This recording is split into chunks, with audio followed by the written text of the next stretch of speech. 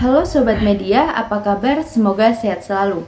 Selama 20 tahun ini PT Perusahaan Listrik Negara Persero memakai skema take or pay dari pembangkit setrum swasta.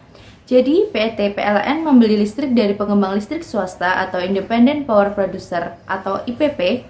Artinya PLN harus menyerap listrik yang diproduksi IPP sesuai dengan kontrak perjanjian jual beli listrik atau PJPL berdasarkan availability factor atau faktor ketersediaan dan juga capacity factor atau faktor kapasitas. Jika tidak, PLN harus membayar penalti atau denda. Perusahaan listrik negara PLN dikabarkan mengalami oversupply, di mana suplai listriknya melebihi jumlah yang terjual ke pelanggan. Selama periode 2013 hingga 2021, total pasokan listrik PLN jumlahnya selalu lebih banyak sekitar 28.000 hingga 30.000 GWh ketimbang total listrik yang terjual. Dengan rincian seperti terlihat pada grafik berikut. Oversupply ini terjadi dikarenakan beberapa faktor. Salah satunya karena sejumlah PLTU bakal segera beroperasi dalam waktu dekat dengan kapasitas yang sangat besar. Selain itu juga disebabkan oleh adanya pandemi COVID-19 yang mengakibatkan turunnya daya beli masyarakat. Indonesia diperkirakan kelebihan pasokan atau oversupply listrik hingga mencapai 6.000 MW atau setara 6 GW. Sampai akhir tahun nanti, yang pastinya kondisi ini akan berdampak buruk bagi PT PLN selaku badan usaha penyalur listrik ke konsumen karena oversupply ini menjadi salah satu ancaman yang cukup serius. Dampak yang terjadi jika oversupply PLN ini tidak ditangani dengan baik adalah sebagai berikut. Yang pertama, pembayaran denda oleh PLN.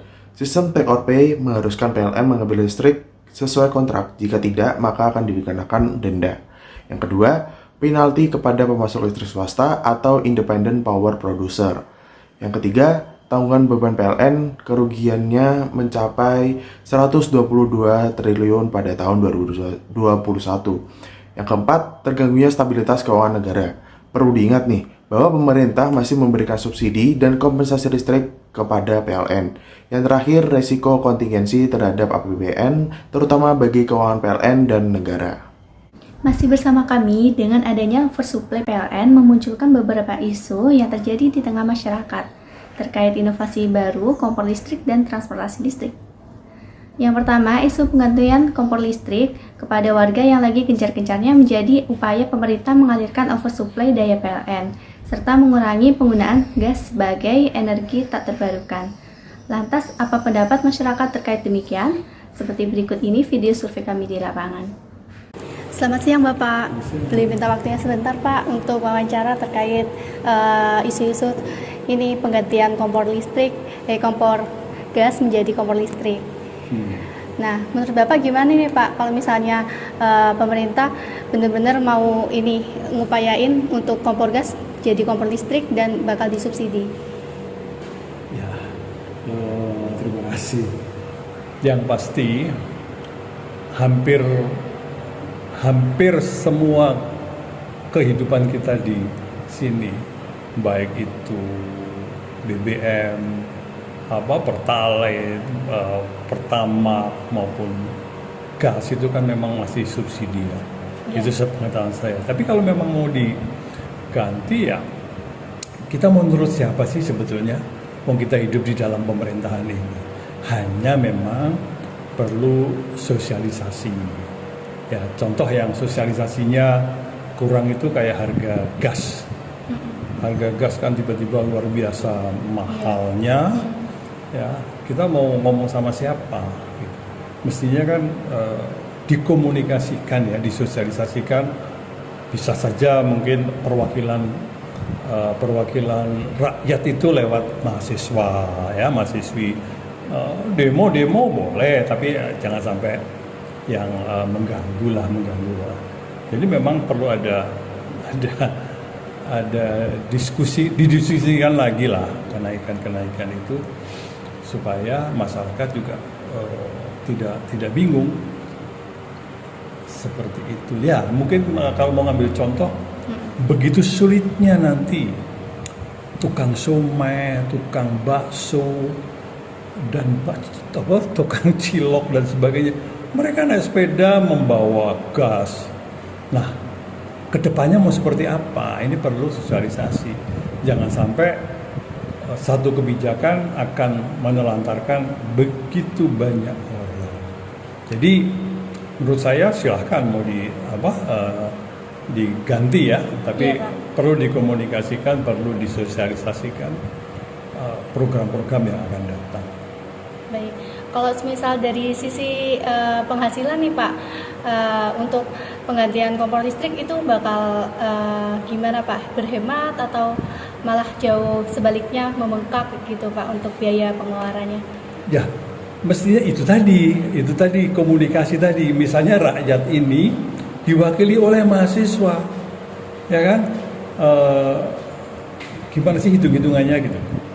Jangan sampai kita menjadi sulit. Kalau kita rakyat yang sulit ya, nanti efeknya kemana-mana, ya kan? Oh iya. Sekarang saja sudah demikian sulitnya orang-orang kecil itu hidup, ya. Nah, kalau Anda ingin menyuarakan mereka, itu lebih bagus. Baik, terima kasih Pak Ya. untuk waktunya.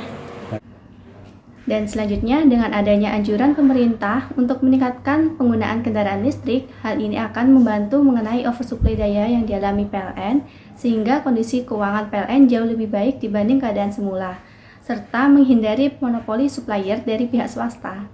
Berikut adalah video survei kami di lapangan. Selamat siang Bapak. Ya, Saya ingin minta waktunya sebentar Pak untuk wawancara terkait peralihan kendaraan bahan bakar BBM Ya. menjadi kendaraan listrik kayak motor listrik, terus mobil listrik. Ah. Nah, sekarang kan banyak juga tuh yang Grab-Grab yang pakai kendaraan listrik. Nah, menurut Bapak gimana Pak? Apakah Bapak tertarik? saya sendiri jujur nggak tertarik, Mbak. Oh, Karena alasannya kalau kenapa? saya mikirnya listrik itu ya emang bagus untuk lingkungan. Mm-mm. Cuman nanti di listrik rumah saya yang membengkak. Di listrik rumah saya membengkak karena ada temen yang pemakaiannya 1 bulan tuh listriknya awalnya cuman 150, nggak nyampe 200, setelah pakai motor listrik sampai 450. Oh, Seperti itu. gitu ya, Pak. Jadi kalau dari sisi ekonomi saya lebih menguntungkan pakai motor bensin. Oh, iya. Baik, Pak. Terima kasih. Ya, untuk sama-sama. katanya. Nah, dari isu tersebut, apakah ada kaitannya dengan penggunaan BBM? Akan dijelaskan oleh rekan saya, Eka. Oke teman-teman, berikutnya kita bakal membahas mengenai refleksi penggunaan adanya kompor listrik dan kendaraan berlistrik tadi. Yang pertama, dari refleksi ini kita mengambil estimasi adanya dampak positif dan dampak negatif dari keduanya. Yang pertama dari kompor listrik. Ternyata dampak dari penggunaan kompor listrik ini, dampak positifnya dapat diestimasikan bahwa impor LPG Indonesia ini berkurang, sehingga subsidi pemerintah dapat berkurang dan akan menghemat pengeluaran pemerintah. Yang kedua, kita akan mengenal teknologi baru sama yang seperti yang dikenakan oleh negara-negara maju. Kemudian ada dampak negatifnya. Ternyata dampak negatifnya ini berpacu pada harga kompor listrik yang masih mahal serta daya wattnya juga masih mahal, sehingga pemerintah harus mengeluarkan biaya lagi untuk subsidi listrik. Karena di sini ditakutkan bahwa pemasok akan semakin untung dengan hal tersebut. Kemudian ada kendaraan listrik. Dampak positifnya ini ternyata mampu mengurangi penggunaan BBM sehingga dapat mengurangi polusi dan menghemat pengeluaran pemerintah. Sedangkan dampak negatifnya ini menciptakan limbah baterai dari penggunaan bahan bakar listrik tadi yang dapat membutuhkan waktu sekitar 12 tahun untuk menguraikannya. Kemudian kita akan masuk pada tantangan yang dihadapi Indonesia ketika kendaraan listrik dan kompor listrik benar-benar akan direalisasikan. Yang pertama berpacu pada kondisi geologis Indonesia yang topografinya itu berbeda-beda. Ada pegunungan, dataran rendah, dan dataran tinggi, sehingga dipastikan bahwa laksanaannya tidak akan merata. Pemerintah harus memastikan pembangunan infrastruktur yang memadai agar kebijakan teknologi baru ini dapat merata, tidak hanya berpaku pada kota saja. Dari pemaparan mengenai oversupply daya yang dialami PLN dan inovasi teknologi terbaru berbahan listrik, kelompok kami mengambil kesimpulan sebagai berikut.